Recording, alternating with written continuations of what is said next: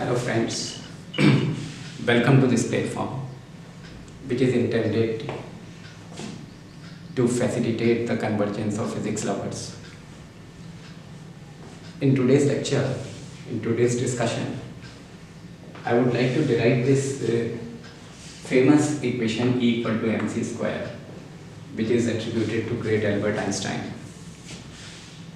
तो देखिए उन्होंने एक थॉट एक्सपेरिमेंट किया था, तो उससे उन्होंने प्रूव किया था इक्वल टू mc स्क्वायर।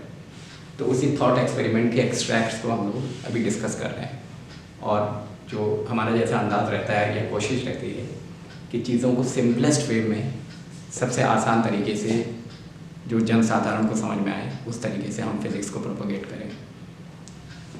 तो देखें यहाँ पे हमने मतलब जो आइंस्टाइन साहब ने थॉट एक्सपेरिमेंट किया था वो क्या था। हम इमेजिन करो कि ये एक्स वाई ये कोऑर्डिनेट सिस्टम है एंड दिस इज ए के फ्रेम। के frame means this is an inertial frame and an observer is here. This observer is observing this compartment and this compartment is at rest with respect to this observer. ऊपर से एक photon है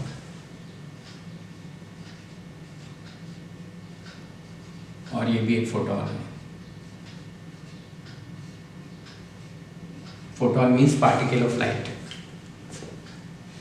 तो दो photons इसको transverse direction में, perpendicular direction में hit कर रहे हैं, एक ऊपर से ऐसे, एक नीचे से ऐसे। इनिशियली ये रेस्ट पे है और फोटॉन्स इसको ऐसे हिट कर रहे हैं, तो सिमेट्री से कोलिजन के बाद भी ये रेस्ट पे रहेगा।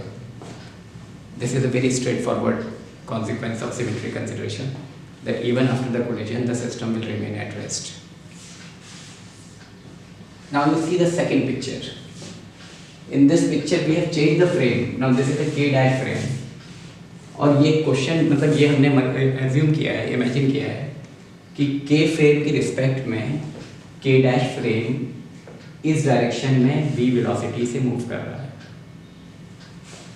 तो जो ये ऑब्जर्वर यहाँ पे K डैश फ्रेम पे होगा, ये K डैश फ्रेम भी एक इनर्शियल फ्रेम है। K फ्रेम भी इनर्शियल फ्रेम था, K डैश फ्रेम भी इनर्शियल फ्रेम था।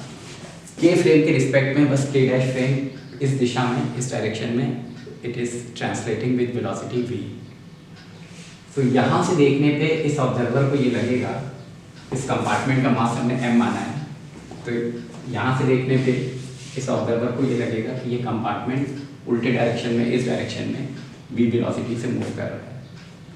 और जो फोटॉन्स ट्रांसवर्स डायरेक्शन में ऐसे हिट कर रहे थे वो कुछ ऐसे तिरछे हिट करते हुए नजर आएंगे उसको, इस ऑब्जर्वर को।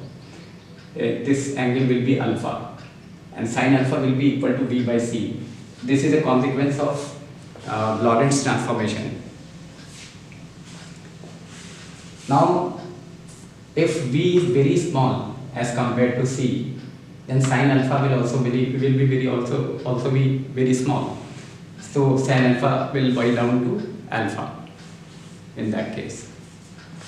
Okay, now what we are doing is, what we are saying is, इस फ्रेम से देखने में कोलिजन के पहले, यहाँ पे कोलिजन हुआ फोटॉन्स का, इसकी वेलोसिटी जीरो थी और कोलिजन के बाद भी जीरो थी, तो वेलोसिटी में चेंज कुछ नहीं आया। तो अगर हम इस फ्रेम से देखेंगे तो सिचुएशन ये होगी कि ये इधर v वेलोसिटी से जा रहा है और फोटॉन्स कुछ ऐसे टकरा रहा है। फोटॉन का जो मोमेंटम होता है वो e by c होता है, क्योंकि यहाँ पे हमने ये माना है कि total energy of the photons is E। तो एक फोटॉन के पास जो एनर्जी होगी वो E by 2 होगी, तो एक फोटॉन का मोमेंटम E by 2c होगा। सिमिलरली इस फोटॉन का मोमेंटम भी E by 2c होगा। और इस डायरेक्शन में इस पूरे सिस्टम के ऊपर कोई एक्सटर्नल फोर्स नहीं लग रहा है, तो इस डायरेक्शन में सिस्टम का लीनियर मोमेंटम भी कंजर्व होगा। फोटॉन्स कोलिजन के बाद सिस्टम का जो मास है वो m प्लस स्मॉल m हो जाएगा, where small m is the total mass of both the photons. Fine. अब अभी मैंने ये कहा कि इस फ्रेम से देखने में कोलिजन के पहले भी वेलोसिटी जीरो थी और कोलिजन के बाद भी वेलोसिटी जीरो थी, यानी वेलोसिटी में कोई चेंज नहीं आएगा। तो इस फ्रेम से देखने में भी सिस्टम की कोलिजन से पहले और कोलिजन के बाद जो वेलोसिटी होगी वो सेम होगी, वेलोसिटी में कोई चेंज नहीं आएगा। Why? Because both the frames are inertial frames, and according to special theory of relativity all inertial frames are equivalent। तो जो सिचुएशन यहाँ से होगी वही सिचुएशन यहाँ से होगी।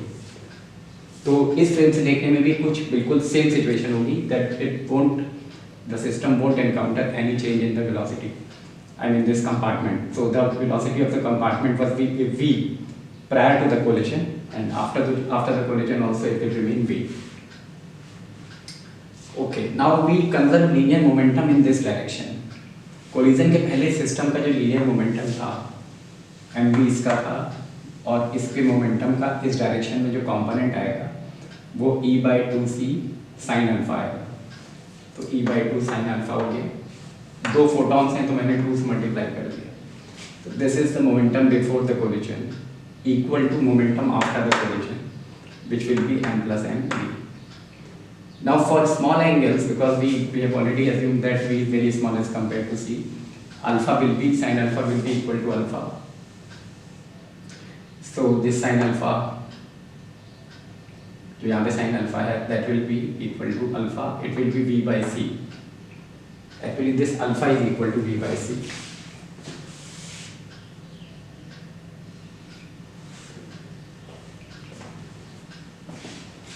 So sin alpha will boil down to alpha, and alpha is equal to v by c if v is very small as compared to c।